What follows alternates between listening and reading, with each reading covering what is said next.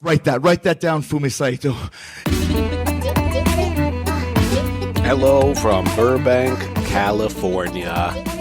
Thank you for joining us for another episode of Write That Down on the Fight Game Media Network podcast feed, the free feed. My name is Justin Knipper. I edit for FightGameMedia.com, staff writer, WrestlingObserver.com. I also work for Pro Wrestling Noah, and I'm back with the one and only Japan's leading pro wrestling author, historian, broadcast journalist, sociologist, Mr. Fumi Saito.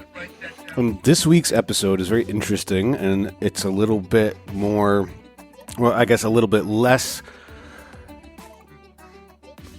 orthodox. It's more freewheeling than usual, and we talked about celebrities in pro wrestling over the years, celebrities' involvement in pro wrestling, and celebrities also non-wrestlers. From Bad Bunny, Logan Paul, Hua Chan, to Joe Louis back in the day, to Mike Tyson. Unfortunately, after I recorded, I realized that we didn't touch on Jay Leno, Karl Malone, Dennis Rodman. Maybe another time. Just up front, let you guys know. None of that. But we talked about how fans' perception has changed over the years, and especially in this time this year, more so than ever, fans are so much more accepting of outsiders in pro wrestling, whether they be celebrities or people doing it semi-regularly from other industries, from other sports industries or entertainment industries. Things changed a lot, and we talked about that in depth today, so I hope you enjoy it very much. I did, so I hope you do as well. If you have not already, please subscribe to the Fight Game Media Network on Spotify, Apple, Downcast, Stitcher, wherever you are listening to your podcast. It helps us very much. Let's get started. Okay, so today, tell us what we're focusing on today. It's a very interesting topic. We were going to talk about non-wrestlers' participation in major shows. You know, non-wrestler going back, say, and Kaufman against Jerry Lawler, Mr. T participating in the main event, the very first main event, Mr. T Hulk Hogan against Piper and Orndorff, right? Mm-hmm. Then the second year on, WrestleMania, early WrestleMania traditionally had many non-wrestlers. Like, you know, the second year WrestleMania, you had William Perry, the refrigerator, and other NFL player for Big Battle Royal, yeah. Mm-hmm. And a little bit later on, 3 years in a row, you had Pete Rose, Mr. Pete Baseball. Rose. Yeah, well, kind of like a big heel in real life, or for all the baseball players, he's still dirty, I guess. But he would end up becoming a kind of regular at WrestleMania. For why he's done at least 3, 4 tombstone pile driven by Kane, like 3 years in a row. And also he was inducted into celebrity wing of WWE Hall of Fame. Mm-hmm. Yeah. And also the Mike Tyson's participation in WrestleMania was a real big deal. Oh yeah, that was huge. Yeah. And it helped wrestling in a lot of ways, but today's, over the years, that the perception of wrestling fan has changed, is what I'm trying to get to. Mm-hmm. That Mr. T thing was like universally hated by traditional wrestling fans and other promoters around the world. Remember? Mm-hmm. Oh, that was the year you were born, but yeah. But what it was just something that was in the air among fans, where if a non-wrestler was involved, generate the interest in the general public and other news, like other media other than wrestling media. That's the intent, but I think a lot of fans saw that as like impurity, like you're kind of breaking the spell, Yeah, well, older, real old wrestling fans still hasn't got over it from that. Sure. Yeah, because that's what destroyed the wrestling business, or that's what Vince McMahon did to wrestling, or something like that, right? Mm-hmm. But we can go back a few years. We just started talking about Andy Kaufman, Jerry Lawler thing. that now that a lot of 40 years later that they actually went over spots and they practiced, and the pile driver and other things were fairly safe, right? Mm-hmm. But it was less they, high impact. Yeah. yeah, but they believed it. Yeah, at the time, that it's a Tennessee audience is conditioned that whenever whomever do the pile driver, it's automatic DQ and also automatic that what do you call it? Carried away to your ambulance, Right. stretcher. Yeah, You stretch it out. yeah, that was the pile driver, and in other part of the country, pile driver wasn't even finished sometimes. But when you talk about the Undertaker's tombstones, that nobody gets up, so the myth is very well kept. But actually, for this Jerry Lawler Andy Kaufman thing, most people actually believed Jerry Lawler hurt the guy. Right. And Andy Kaufman would walk around and go on television wearing a neck brace. Yeah, 9 months later. Mm-hmm. Yeah, because it was not right after the thing that when Jerry Lawler and Andy Kaufman came to David Letterman's show, right? It was like 8-9 months after that incident. Mm-hmm. But they still carried the storyline, and it was like people still bought it. Right. Well, that was decades before the internet, of course. Mm-hmm. Now that with internet and the YouTube things that they will be played over and over and over, and of course that the number of times they played on YouTube, the number goes up, but the more they show it, it's like less believable it gets, right? Right. Because news and news value and that this talk of the town thing is just, it expires real quick, in today's society. But in 1980s, Jerry Lawler Andy Kaufman thing was talked about for a long time, and most people actually believed it, that the Jerry Lawler had to hurt the guy. Mm. So it's just it's a perception thing, and it really has changed over the years. It cannot be done today, of course, but what I'm trying to get to is that the perception by wrestling fans have drastically changed over, not just over the years, but over the decade. I'm talking about Bad Bunny, and Logan Paul and Fua-chan in Japan now, that nobody really hates what they're doing. You know what I'm saying? It's pretty widely accepted, isn't it? Yeah, I think so.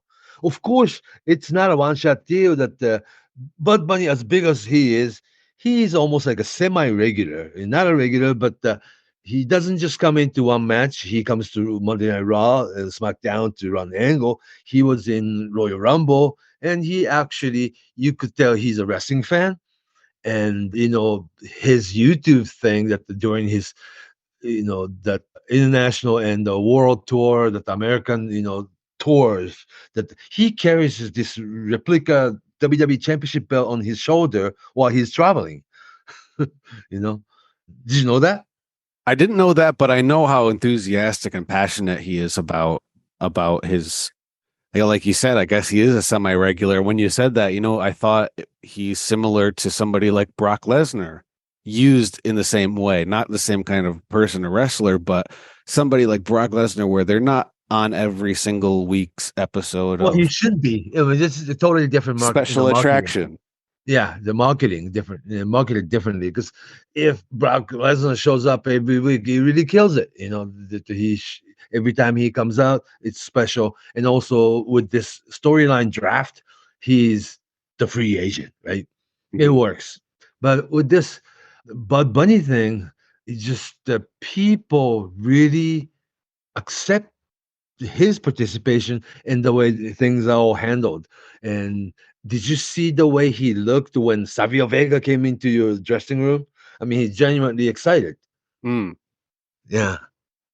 It's very different from many of the past instances where somebody was coming in, where it was kind of like the wrestling company wanted somebody to come in, and the person wrestling may or may not have been reluctant. They're not as passionate as Bad Bunny or even Logan Paul, I suppose. So it's different these days. But not only it's been 20 years now, I guess it's a long time now. But you know how people actually hated David Arquette thing? Oh my gosh. That was disaster. Yeah, and then that's one of the elements that killed WCW ultimately, right? I mean, it was There is- so widely publicized in the States. I remember it was such a big deal that like USA Today, USA Today published it. I don't know if it was on the front page, but The it one was. thing that the WCW would do and WWE wouldn't is that they actually gave him world heavyweight title, Mhm. the Flair belt, the gold. That was He actually pretty that unprecedented. is very, very Vince Russo like, right? Mm. Career And defining. yeah, but what's interesting is that it's today David Arquette is like professional wrestler. He works independent shows as He a wrestler. did return to pro wrestling and made a movie documenting his return to wrestling, and he even had death matches and really dedicated a lot of his life and time to pro wrestling in the past couple of years. And also, maybe he's asking for forgiveness a little bit. Because Sure. it wasn't like that. It's now that he's part, like, hey, I'm one of the boys kind of, Mm. feeling he's generating. And well, he's like 15, 20 years older now. Mhm. And he's not in all kinds of movies, but he's like, kind of reminds me of Mickey Rourke movie, The Wrestler, that guy came back to wrestling community, sort of. And now he's accepted. And like you mentioned, Mickey Rourke, he's another one who would end up coming to wrestling as not he was somebody that Yeah, played a but he wrestler in was a movie. participating in WrestleMania thing with Chris Jericho. He didn't. Mhm. Yeah. Well, he little older, if he was 10 years, 20 years younger, he would have done the actual match, Mhm. probably. Yeah. And so it's the perception has changed because the way people are talking about Mr. T, Mr. T era thing, Pete Rhodes thing. Yeah. Or even this, NFL player, working battle royal thing is like they all the wrestling fans really hate the fact that the way WWE, WWF at the time changed wrestling, and of course it was for the bigger audience and more for general public. Of course, the famous NFL player, working battle royal for WrestleMania, right? And the big news and other media outlet or the news or the even regular news, sports news covered the WrestleMania where they don't normally cover wrestling. So it was a success, but the feeling was like like this is in both ways that the traditional wrestling fans still hated the way they were handling the thing. And but today's wrestling, it's just really, really, it has changed over the years. And in Japan, that right now, nobody think that this Fuachan's participation on the Stardom card is a disgrace to wrestling or anything like that, right? No, I actually saw articles. There was something on numbers that said that they talked about how she could land properly and fly properly and had good technique. And it seems like she's accepted by not just the. And then also those stories were written by journalists very differently from say 15, 20 years ago. Oh, yeah, Yeah, definitely. the sports journalists, I mean, non-wrestling, no, the sports journalists, journalism and journalists think they know wrestling too. You know what I'm saying? That's That how, yeah. I always remember because you would see these articles where they would use a wrestling term in the headline, like Vince McMahon body slams the financial industry or what, you Yeah, know what I mean? Very yeah. hacky stuff. That's Even hokey for today, us, though, because it's so cliche, you it know. still happens. Even to this day, there you can tell if somebody watches wrestling or not by reading the The headline. one who's not watching wrestling use that term. Yes. Yeah, Yes. see, it's more like and this is always we still have this stigma. You know what I'm saying? Mm-hmm. Wrestling But has that kind of stigma a little bit. with Bad Even in Bunny Japan. and with all these guys, I think the new people like Bad Bunny, Fuachan, Logan Paul, Yeah. it's becoming more acceptable. Oh, definitely. Yeah, that's what we are trying to get to today. It has changed completely. Mm-hmm. Yeah. I'm In Japan, interested. Oh, yeah. go ahead. Oh no, I was Go ahead, gonna. go ahead. Well, I wanted to ask because you talked about the early WrestleManias, you talked about the recent WrestleManias, but I know you were at WrestleMania 11 when the main event was Lawrence Taylor versus Bam Bam Bigelow. So Yeah, I was there. Oh, right. Yeah, at that was a that, big thing. and it was kind of in the middle of that time where it definitely wasn't as big of a deal as it was at WrestleMania 1, but it wasn't as Yeah, big and as. also it wasn't the only time WWE WrestleMania wasn't at like a big, huge arena or stadium. It Mhm. was in Connecticut, you know. An actual main event was Kevin Nash against Shawn Michaels. Diesel as a champion. But for general public, the main event was LT against Bam Bam Bigelow. Mhm. Yeah. And now it was almost WWE down period too, though. That's If you right. remember, that was like NWO, WCW Monday Nitro almost winning around that time period. Yeah. Right before Mike Tyson and the Attitude Era, Oh, Stone Cold Steve Austin. Austin skyrocketed kind of thing. Yeah. Mhm. Yeah. Yeah. So, yeah, LT was also like a very interesting part of WrestleMania history that they still, basically, Vince McMahon felt that they needed something like that, right? Mhm. Yeah. Lawrence Taylor, yeah, not just NFL former NFL superstar, but he was like movie star too, And the New York and Giants legend. legend. And also, he a little bit later on came out that he had his drug issues, right? That's right. And Yes. yeah, very famous, almost tragic, like s- American sport hero kind of thing, anti-hero Yeah. almost. Yeah. Mhm. And it was interesting that it was definitely one-shot deal that LT, Lawrence Taylor, did not come back to have another match. See, how many times did Mike Tyson, come back? Yeah, he came back and did a few more things. Yeah. Mhm.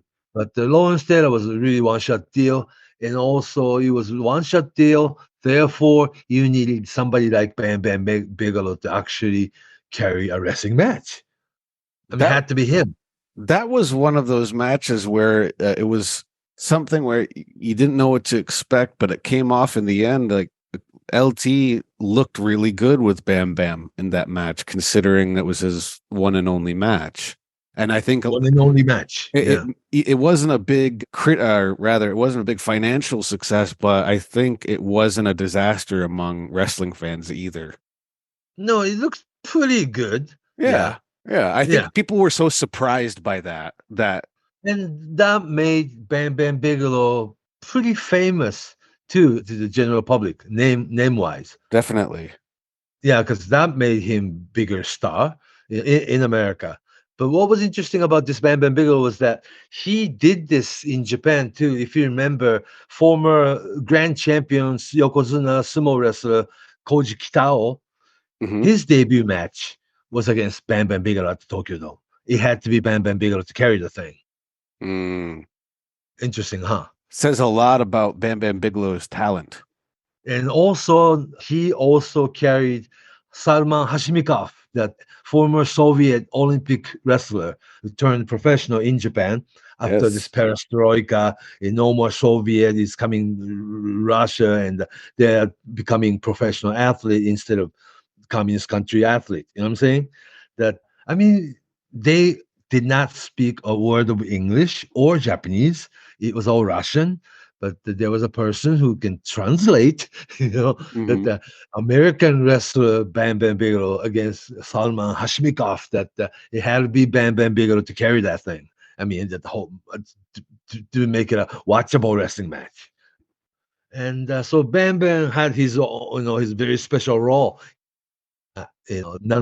professional wrestler, working in a big time match. And so Bam Bam did that with Kitao, Bam Bam did that with Hashimikov, and Bam Bam did that with Lawrence Taylor. So it needed Miracle worker. special, yeah, it needed special talent to carry this whole scenario, I guess. And there was still, like almost like a transitional, because for Mike Tyson's participation, he was a special guest referee. Who would you expect? He would be punching somebody out at the end of the night, of course, Hmm. Mike Tyson. But Vince McMahon didn't even let Mike Tyson work the wrestling match. You know what I'm saying? Mm. It was probably too dangerous to go, to let him do that. I mean, single match situation just couldn't happen. And he wasn't even the main referee. He was a sub referee. Hmm. Yeah. It was kind of just like WrestleMania 1 that the Muhammad Ali said was going to be referee, but no, he was standing outside the ring as second referee, and actual referee in the ring was Pat Patterson. Remember? Hmm. Hmm. Yeah. And so that was still like very like right in between period. Lawrence Taylor, the Mike Tyson, the Pete Rose. Pete Rose didn't have actual match. He was involved, but he of course get tombstone power driven by Kane, and then those Kane and Pete Rose story lasted 3 years or so, Hmm. but wasn't actual wrestling match. But for Bud Bunny and Logan Paul and Fuachan, they did actual wrestling matches. Hmm. Yeah. So that's different. Yeah. And also they look like, well, it doesn't, I mean, not just looking like, but they are working regular. Well, for Logan Paul's case, he's under contract with WWE, and he will be semi-regularly working in the ring. Yeah. As much as Bud Bunny's schedule allows, he might do it again too, right? Of course. Yeah. And I think Hua Chan is also today's star because she's famous TV talent, but what made her famous was her YouTube channel. That's today's star. Mm. Yeah. Hua Chan, is more famous as YouTuber in Japan than what's on, I mean, than she's on late night TV or anything like that. Yeah. It's interesting the point you brought up earlier. We were talking about Bam Bam Bigelow and the way he worked with Hashimikov and Lawrence Kitao. Taylor and Kitao, and Yeah. the way he worked. And he didn't necessarily speak the same language as some of those guys, but it wasn't like we were talking about a little bit earlier. I think before we started to record, we were talking about how nowadays Fuachan, Bad Bunny, Logan Paul, the style of wrestling isn't as improvised as Bam Bam Bigelow's style. It's very much Oh, planned improvised out. then. Yeah. So I'm interested to hear what your impression is of how Bam Bam worked with these Bam celebrity. Bam is, like in Terry Funk's word, is a type of wrestler who can work with broomstick, right? Mhm, mhm. Yeah. And they were broomsticks. More you or know? less, yeah. I mean, they Yeah. were Yeah. wrestlers. Yeah. So that was Bam Bam. Then actually, Bam Bam made 1 million off one night match. So Mm. I mean, and back in 1995, $1 million payoff from one match was very, very big, don't you think? And rare, especially in America at the time, because I think Japan was really the box office smashing around That then. has changed too. See how weak Japanese economy is right now, and It's how kind of, how weak yeah, yen over the US dollar. it's Yeah, that's very different. Yeah. yeah. But yeah, Bam Bam was kind of happy about that, and also he took pride in doing this. That he was chosen by Vince McMahon, that he it had to be Bam Bam Bigelow to carry this single match with Lawrence Taylor. Then it had to be success, and it's a WrestleMania main event. And it was on front cover of Sports Illustrated and all these things, People magazine, TV magazine. It was Bam Bam's kind of happy time then. Yeah, but doesn't it? the outside talent, like the big celebrity type wrestling match, wrestler, or I should say, celebrity who takes on wrestlers or whatever that they come in and have actual wrestling match. It's very different now that Logan Paul, the Bud Bunny, Furchan, they actually come to dojo and practice. You know what I'm saying? Mm-hmm. They're Yeah. more serious about it. And Logan Paul, both Logan Paul and Bud Bunny's case, that Triple H even talks about it on TV, that he comes to Performance Center in practice, that he's like, he wins kind of like, sort of like a feeling of camaraderie again, with other the wrestlers at the dojo. That not these people are not just celebrity who come in and collect one big paycheck, but they come in and actually practice with them, like a Japanese dojo style, situation, or performance center kind of environment. And yeah, it's really really different now that people are accepting it. And it's an American market though. But finally, somebody like Fuachan is accepted in Japan too, because the reason I'm talking about is that there was a company called Hustle, if you remember, oh yes, in Japan. It only lasted the 2004 to 2009, so it's like a 5-year period. And for me though, I always talk about this. Like, I'm no secret, I'm not a big fan of Hustle, right? that's right. It's Yeah. it's an enemy of this show in particular, and we Think haven't. so? But it's been done, said and done, and it was something that really was an epitome of Japanese dark age of Japanese wrestling. 2004, and actually this Hustle and Pride were one and the same company. You know what I'm saying? Mhm. Big, huge MMA company in Japan, and they had enough budget. They wanted to run pro wrestling shows, and the very first Hustle, to be exact, it was on January 4th, 2004. What does January 4th mean in Japan? Itenyon, it's the big Tokyo Dome day. For New Japan New Pro Wrestling. Japan. Yeah, they meant to have their first show on January 4th, head to head against New Japan's Tokyo Dome show. Do you remember that? And very first Hustle show was January 4th, 2004 at the Saitama Super Arena. It's a home of Pride and K1, It's not in Tokyo, but right outside Tokyo in Saitama, it's a huge, with the setup you can hold, it's indoor, but you can hold like a 28,000 people. You know what I'm saying? There's actually like 2 venues inside of one building. Yeah, the whole complex of it. Yeah. Yeah. It's like Yeah. a complex of arenas. But now they have a lot of that in States too. But Mhm. the very first main event was Naoya Ogawa against Bill Goldberg. That's right. Wow. Yeah.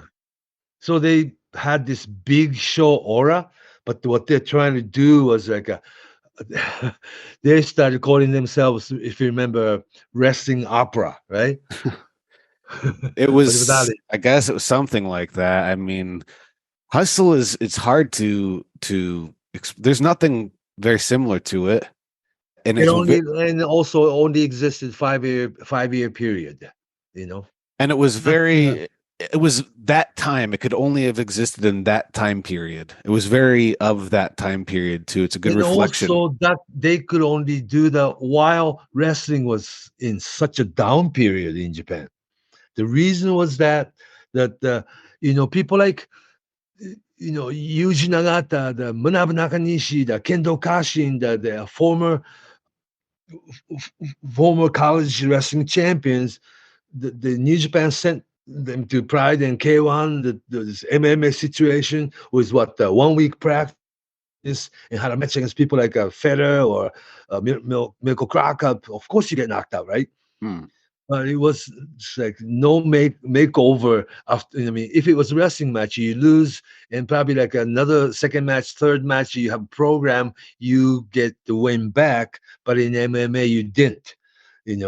Then even worse yet, at the time, Antonio Inoki, of all people, basically sided with MMA instead of wrestling.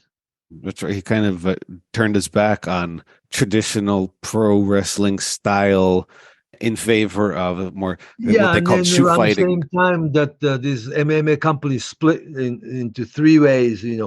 Initially K1 and Pride were working together, but they got so popular that K1 ran their own show, Pride ran their own show, and they created third show with another network channel, Inoki Bomaye show, if you remember, Yeah, for about 5 years. IGF. Oh no! Before IGF, it was Inoki Bombaye show, Channel 4. For about 5 year period, New Year's Eve, December 31st, Channel 4, Channel 6, Channel 8, Nippon TV, and TBS, and the Fuji Television, they all had very similar looking MMA show all night long. Remember Those were that time very, period? very popular. Very, very popular. And also, the TV audience in Japan were conditioned to just leave the TV on New Year's Eve. Right. And Whatever you're watching. there's about 5 Right? choices too. You could watch the kickboxing or the singing show, the music show, or the Ekiden race. Yeah, that's January 1st. But you just leave the TV on all night long. And you're not even watching, but it was on in big budget shows, right? And Hustle was created as almost kind of like a spin-off of Pride, like a pro wrestling division of Pride. So they had budget.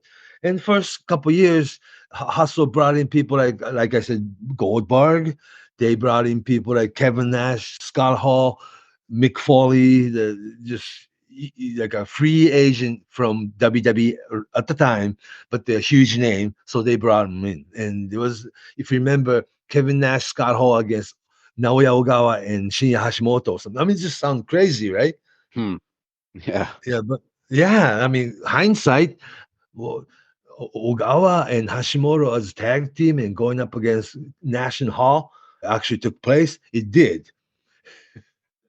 And you're not supposed to remember much about it because there was not much of a match. It's just a sort of, they brought in big, huge, $1 million superstar from America and just had that. And also, Mick Foley was so traditional that, see, if you remember, Toshiaki Kawada was working Hustle as Dangerous K, right? Mm-hmm. At the time, with All Japan, Kawada had Triple Crown title as his regular Kawada identity. And Mr. Mick Foley wanted to challenge Triple Crown title match because he's never done it. And if it was possible, let's have a title match. And they had a title match too.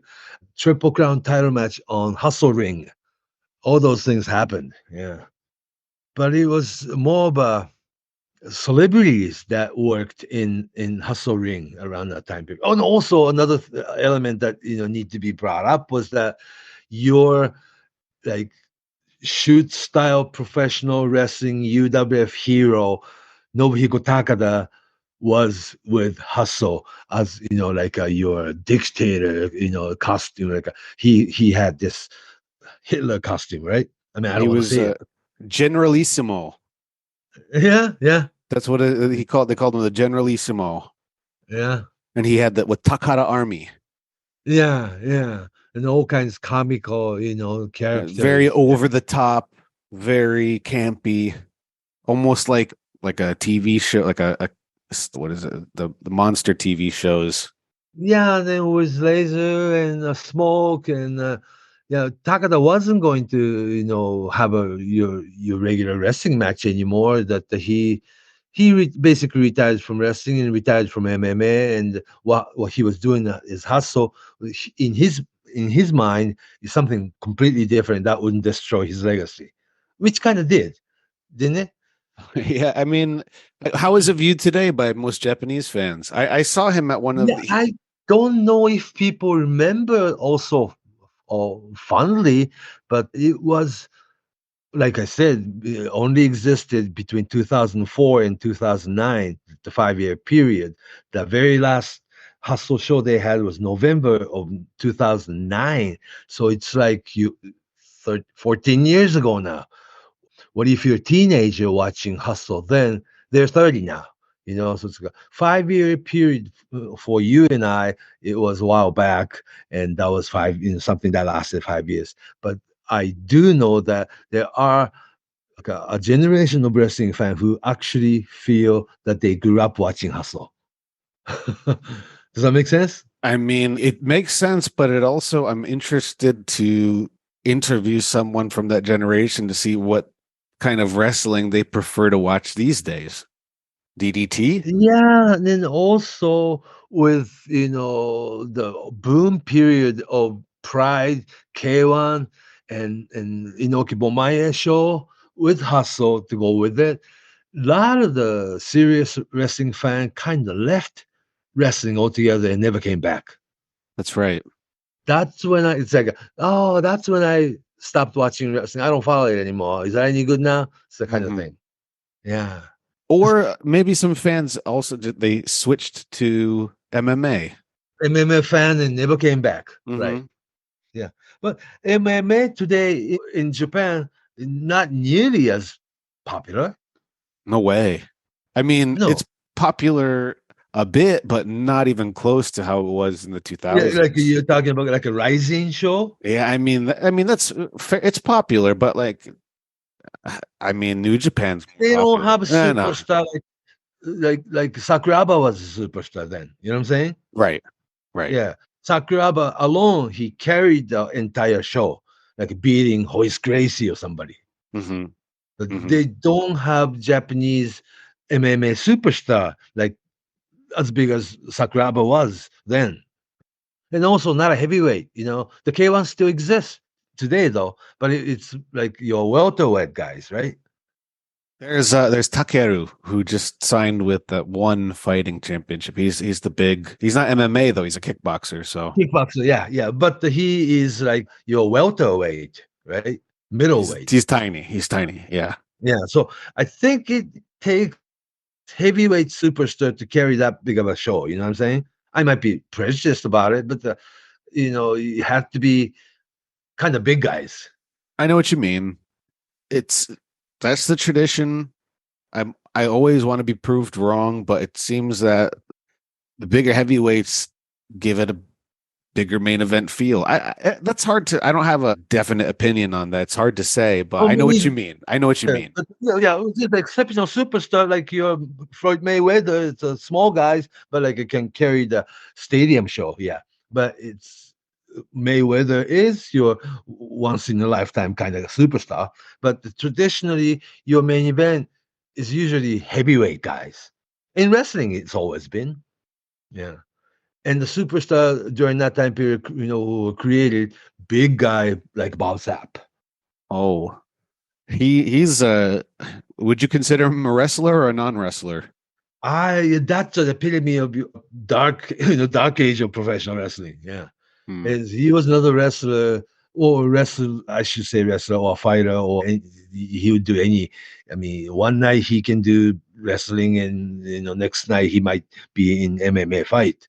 But he was actually discovered at the power plant of WCW, but he didn't even debut in America. He was brought in as an MMA fighter, and the fact he was training at the power plant, WCW power plant, that part of the data was kind of erased then. You know what I'm saying?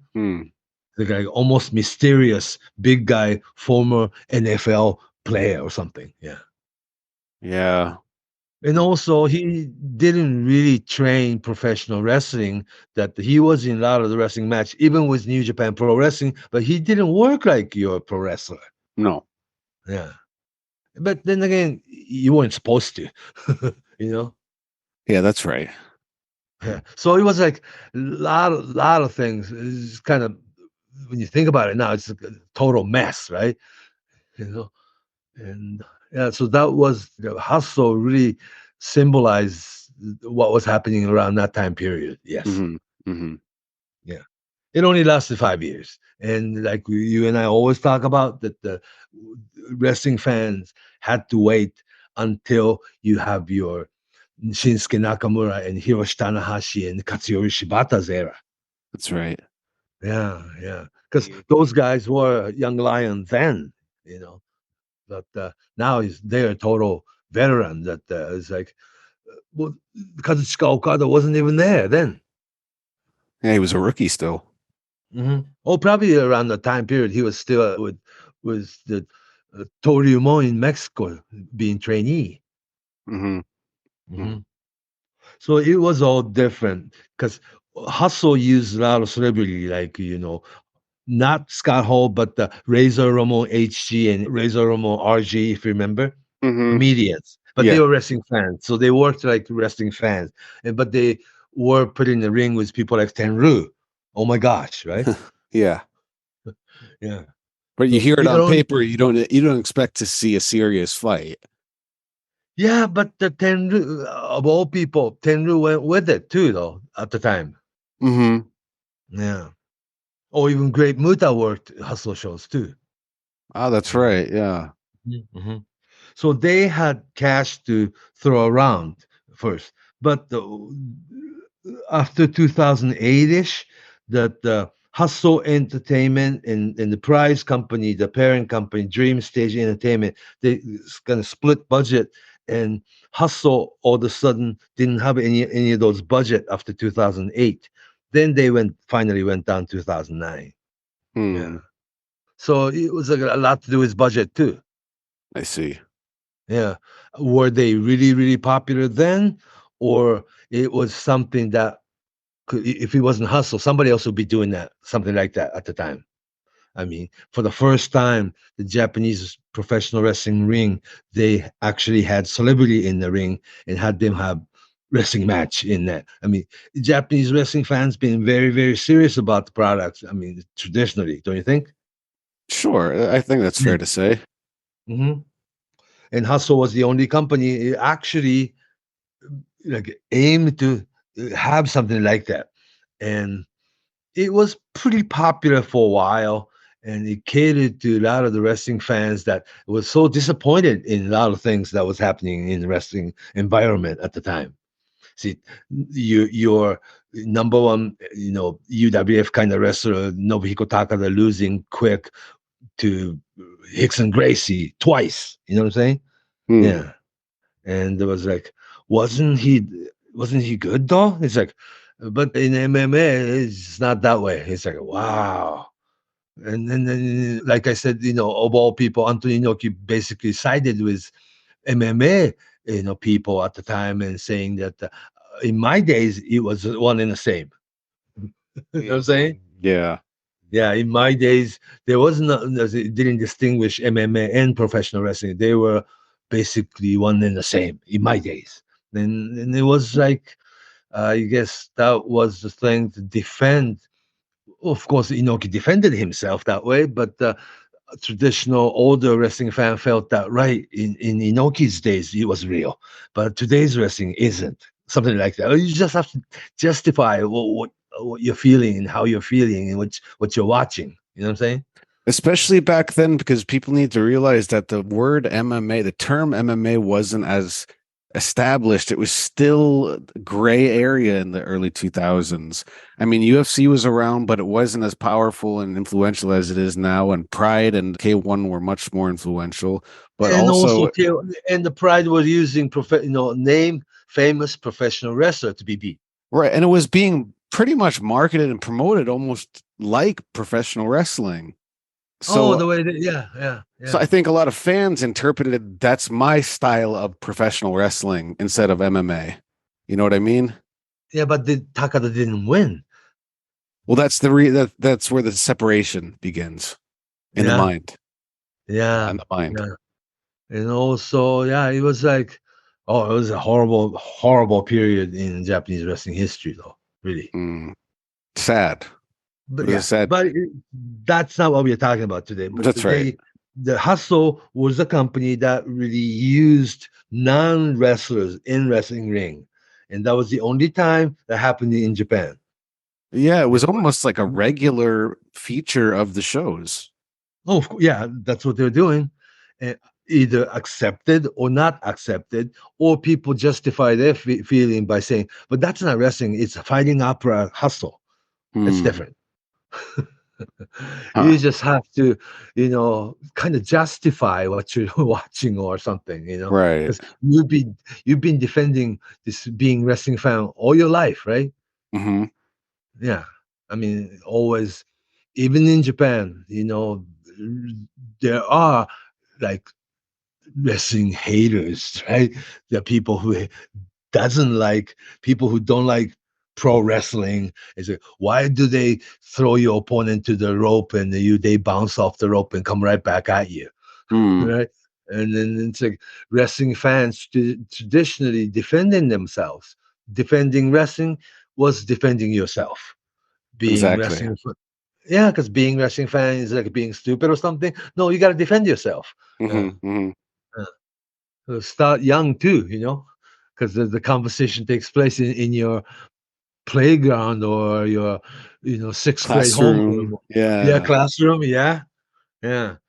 And oh, that's so fake. I mean, you never watched it. It's like, oh, that's so fake. It's not. You know what I'm saying? Yeah, Yeah, of course, of course. yeah, Everybody. Yeah, I think we've all had that experience once or of twice at course. least. So we have kind of share the stigma of it, and that's why it's so good to run into another wrestling fan, in from different homeroom or something in high school, That's right. right? And you become friends, Yeah, yeah. And go to somebody's parents' house and basement and watch wrestling together, you know. that's right. Yeah. Yeah. But it was like it was not. It was all still like a transition period. It, Logan Paul or Bud Bunny or Fuacha of today, these wrestling talent don't fit in that picture. It's different. It's It is different now. I think both the non-wrestling wrestlers and the fan base have a different perspective. I think it's different now. Yeah, have changed. This has completely changed over the years. Yeah, but it's been, yeah. I think it's very today's wrestling.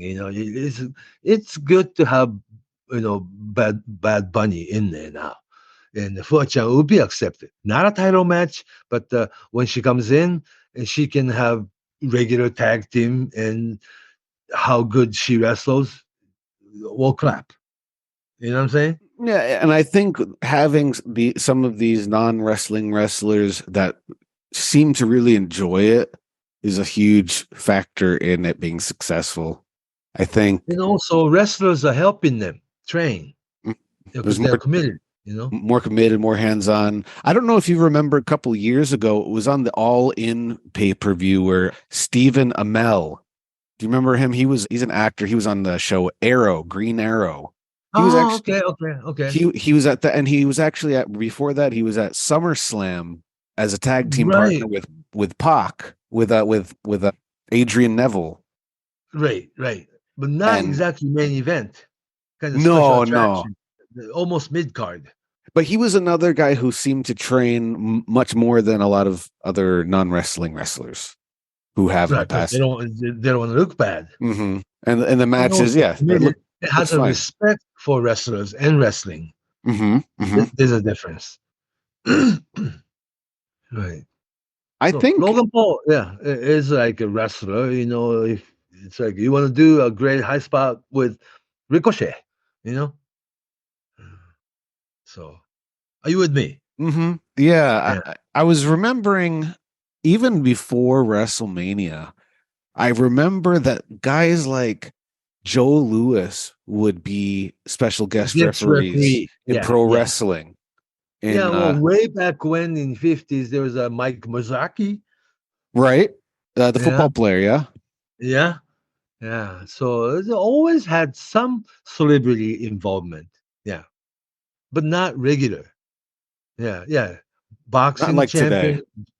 Yeah, former heavyweight boxing champion Joe Louis being guest referee. Yes, they even did that in Japan too.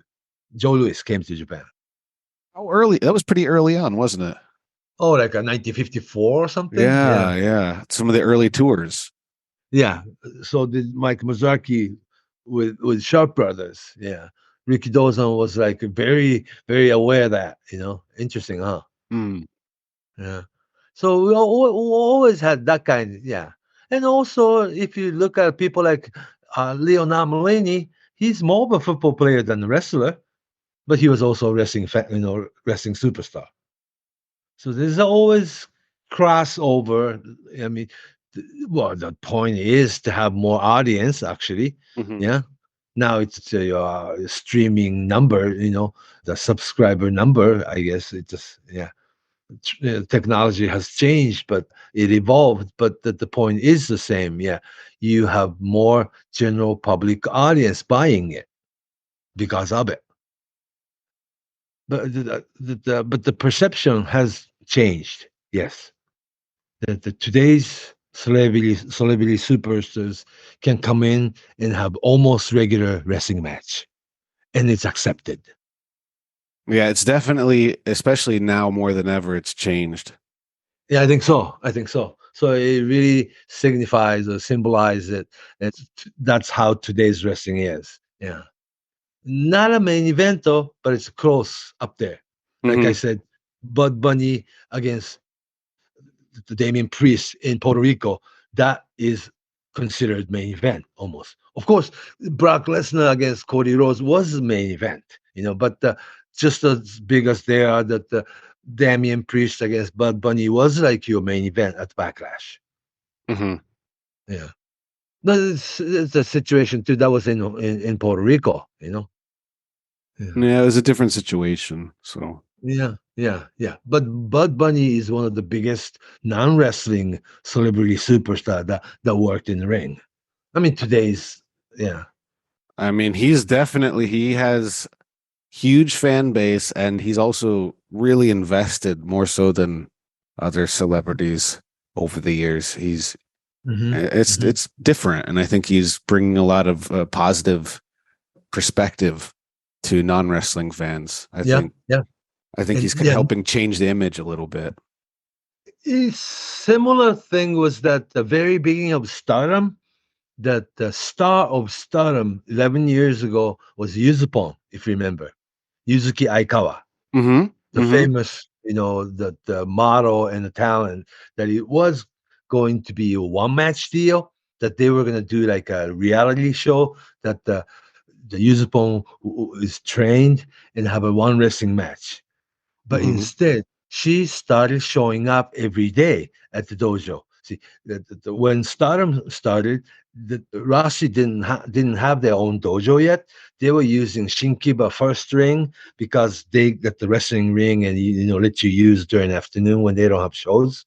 And Yuzupon starts showing up every afternoon. Like if I do this, I want to do it right, and I want to practice with everybody else. And it just came to every training session every afternoon, and ended up working full time for another year or two. I mean, like for 3 year period. And it started out as one shot deal. It was going to be a part of they were filming for their reality TV kind of thing. And Yuzupon was going to have just one match. Instead, she wanted to have full-time schedule with Stardom. That had like a jump start of Stardom as a company. Yeah, Mm-hmm. that was very interesting. Now that the Yuzupon is retired and married and had kid, but I just saw Yuzupon's very recent photos. She is bodybuilder now. Really? Oh God, ripped. I mean, like, Really? yeah, Huh, I didn't know that. she Yuzupon does not look like somebody who gave birth to a child. I mean, really. I mean, like ripped, Wow. no body fat whatsoever, and Amazing. it's six pack on your stomach, all tanned, and she looks like professional. I mean, well, probably will participate in bodybuilding contests now, 'cause if she's looking like that. She just showed this, start showing this most recent photos of Yuzupon as a like a like bodybuilder. You'll Wow. probably you'll probably find it. Yeah. I'll do my investigating later on. Okay, Uh, tonight, yeah, because it hasn't been out yet, but that's what she looks like. Well, Yuzupon is very, very motivated person.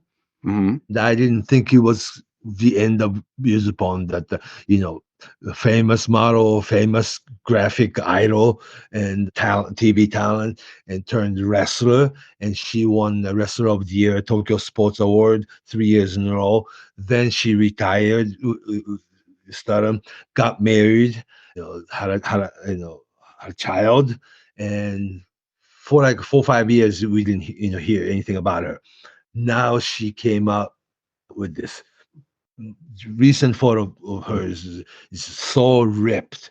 I mean, face is still usable, but she looks like professional bodybuilder. Wow. Oh my gosh. Yeah. So I'm pretty sure there will be seeing a lot more Yuzupon in next few months. In Stardom? Well, I think it's more of a mainstream. Yeah. Huh. Yeah. Yeah. Very interesting. Very interesting, huh? Well, because it really helped jumpstart Stardom when they started. Mhm. It was Fuka and her friends first, right? Mhm. And Nanae Takahashi, a former All Japan Women's, who actually she trained other girls, and like Mayu Iwatani was rookie then, and yeah, wow, Stardom too have like a 12-year history already. Yeah. That'll be It'll be very interesting. interesting. Yeah. And also, Stardom is a more of a platform of a lot of things. This Iwatani's movie is still coming out. Mhm. And yeah, a lot of things. And some of the wrestlers, not just some, but quite a few wrestlers that Stardom has, they were former idols. Like a dancing idol, a singing idol. You know how teenage idol, pop idols are in Japan. Yeah, yeah, and it's a little bit different in Japan too. I have a hard time explaining Yeah, it. women's wrestling, yes. Yeah. And also this that the pop singing, dancing idols are as a pop culture subculture in Japan. You gotta have to explain that to American audience. Yeah. Or just the concept of something like talent. Well, like Mhm. that. What would you say a talent is when we in Japanese when you say talento? Like you say like That's Japanglish, not English word talent. because it's kind of like it's Talento, right? talento. Yeah, yeah. So it's Yeah. like singing and acting and comedy. You And kind of do being it. commercial. Yeah, being a model. You kind of do everything. Like a more Yeah, and traditional appears on star. quiz shows, talk show, or cooking shows, or the traveling shows. I mean, just they just make them do everything while they're hot. Hmm. I mean, like the products, right? Right. Yeah, yeah. So Because that'll last just only 5 years or so in your lifetime, you know.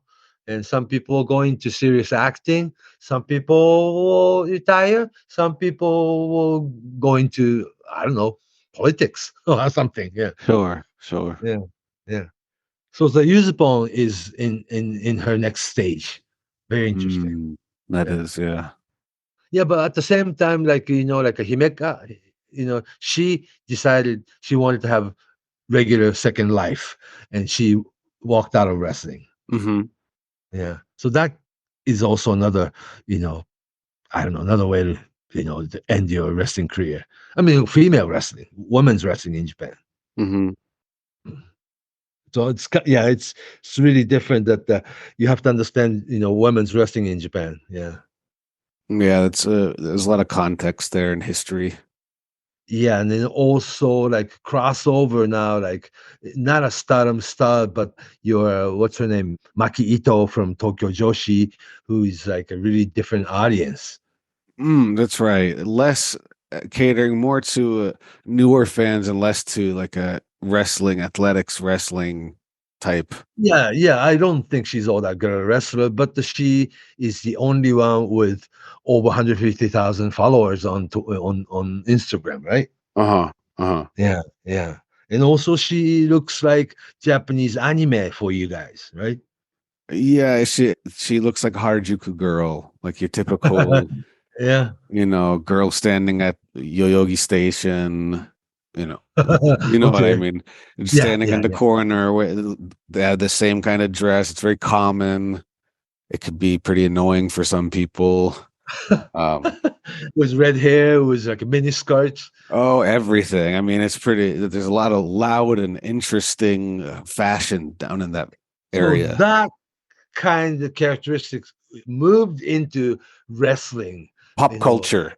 Yeah, and then well, to me, like they are using wrestling as a vehicle instead of somebody wanting to be a wrestler. Kind of like a WWE diva era. In a way, yeah, I guess. For I don't mean to generalize, but yeah, I know that. But something that will make you famous or something. Yeah, you can sense that in some wrestlers. Yeah, good and bad. Yeah. So the celebrity involvement will always gonna be there. Yeah. It seems like it'll be even more important in the future. Don't you think so? Because of how accepting fans are these days. But not every wrestler will be a celebrity. That's true always too. Gonna be wrestler. And I'm a big fan of Utami Hayashishita or somebody like looks like a wrestler. Right. Yeah. Yes. So I believe in them. Yeah.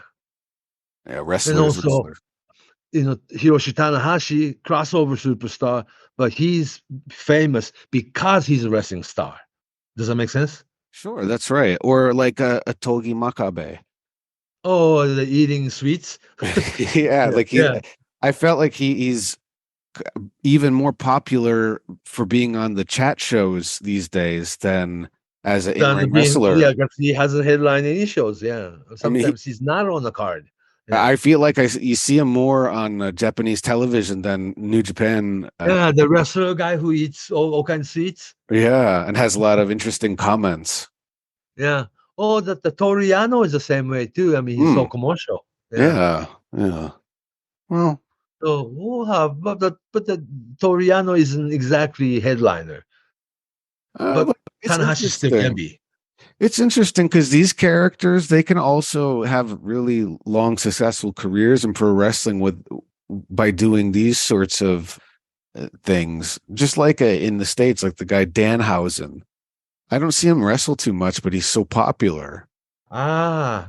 Being famous. Yeah, and appearing on television shows and podcasts and having lots of special appearances.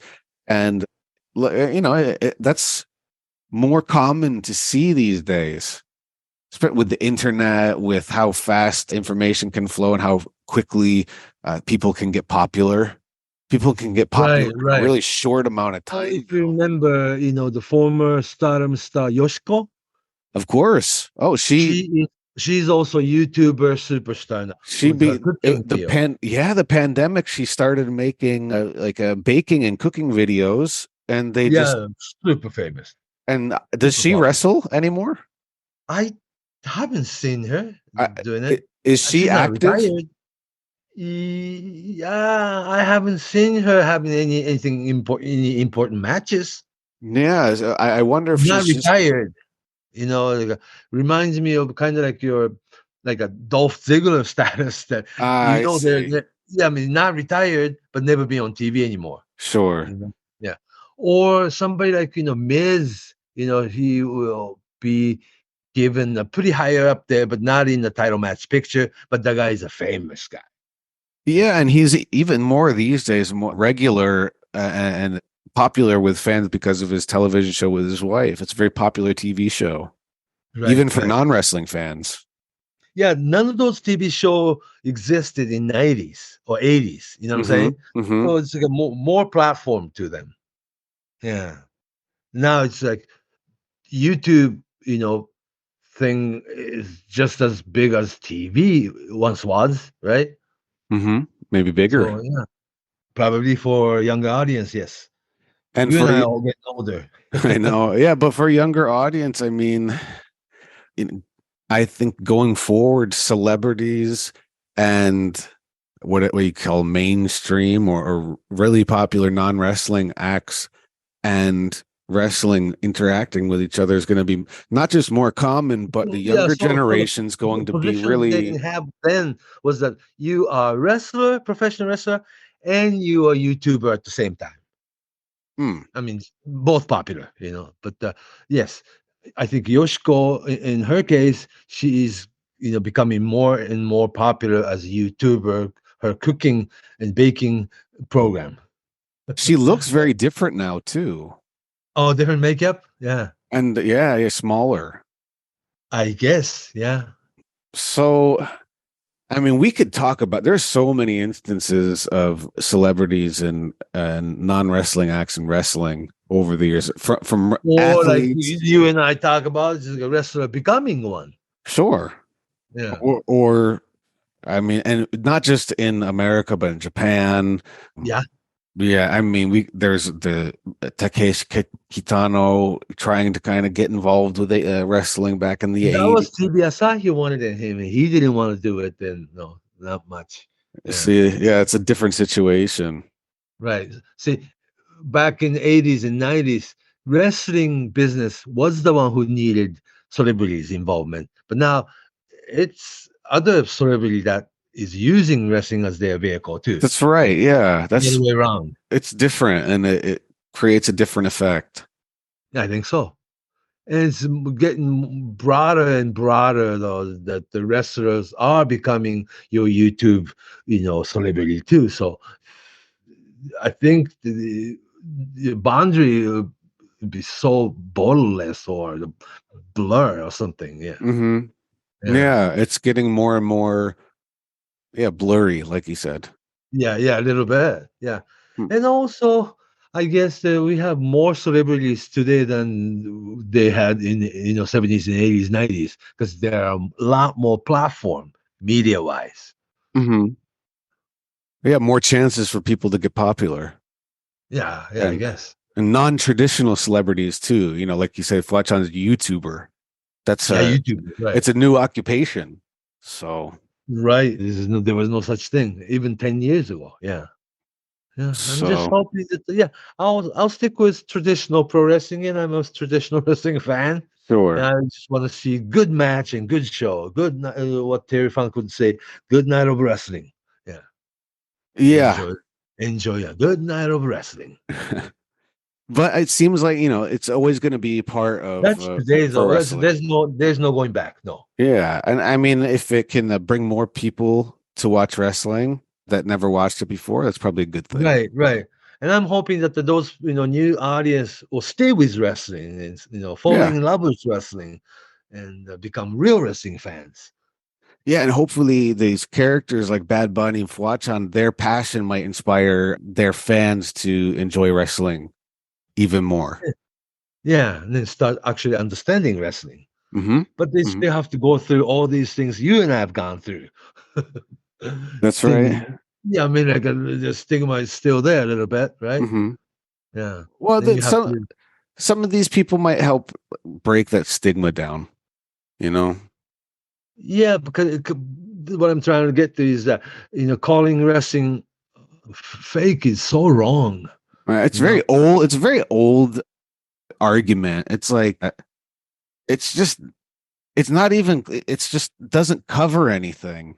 It doesn't really say anything. It shows you how little you know. Right. It's just kind of like a thing. It, right? Yeah, that's what people that never watched it say. So I think there's a more general respect for the art of wrestling in 2023. I think in general. I think so. I sure hope so. So we'll see what happens in the future, because I think it'll have an effect on fans and they'll approach wrestling differently. Yeah. 10, 20 years from now. Yeah, and now it's 2023, and that's what's happening today. You see what happens. Well, yep. If we missed any, I'm sure we missed some celebrity sightings or involved, because there's so much over the years. Important point to be made. Yeah. Well, if somebody has an idea or suggestion, if they think we missed anything, where can we find you on Twitter or on Twitter, social media? All right, on Twitter at Fumihikodayo, FUMIHIKODAYO, Fumihikodayo, or just Fumi Saito on Facebook. And on Twitter, I'm at Justin M. Knipper, KNIPPER. And that's it for this week. Until next time. So long from Tokyo.